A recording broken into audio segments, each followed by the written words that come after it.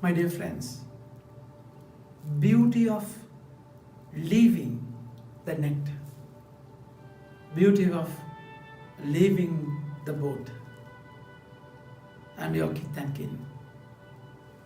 For when you believe Jesus completely.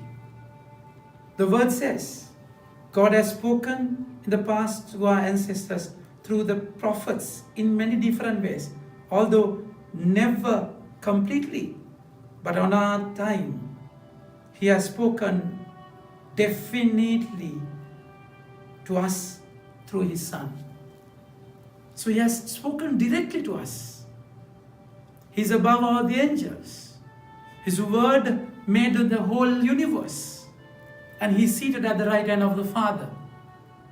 So He has come to Galilee, come to your standard of life, your state. And He finds fishermen, Peter and Andrew. And He called them to follow Him. So the net, the boat that looked after them, they were holding on to that. Jesus is asking, just leave that.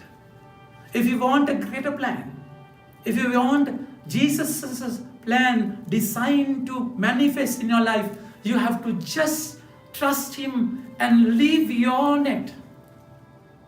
Think about what you're holding on today. Your security, because you are insecure in the world. Your attachment, because you are lonely in the world. Your strength that you depend on. Your influence, your connections that you hold on strongly. Your family maybe, your attachments. Think about it. Jesus is asking them to leave it. Leave it completely. God has a different plan for you. And He goes to John and Jacob. And He asks them to leave even their father. Father-son relationship that time was so strong. If a son leaves the father, they can be stoned to death.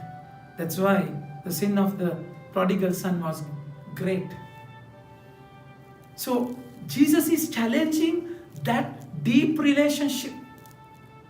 That's exactly where the Lord asked Abraham to kill Isaac, his own son. Because now none can come in between God and yourself. No one can come. So think about it. To whom you are holding on, to whom you are attached. So devil will make you insecure more. Devil will show the beauty of the thing of the person whom you are holding on to. They will make you stingy, lazy to leave. But the Lord is asking, leave it. I have a greater plan. I have a greater plan for you. My dear friends, that's exactly what we have to do today. The gospel says, all of a sudden, they left it. You can't be thinking about it. If you want to leave it then and there. You can't please God and please man together, my dear friends. So, the moment that you're called, God knows it's the most appropriate time.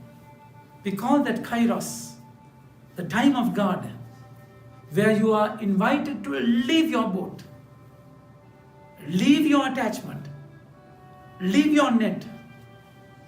If you trust Him, if you truly trust Him, that He loves you more than you love yourself.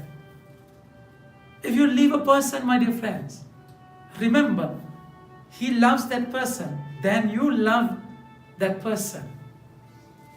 So, in a way, you're not putting that person into a dustbin, trash. No. You are giving that person to Jesus' hand, surrendering that person to his hands. So you believe that he'll be looked after by Jesus more than when he's or her in your hands. That's exactly what happened to Zebedee. That's exactly what happened to Peter's mother-in-law. When she was sick, Jesus went there and healed her from a sickness, from that fever.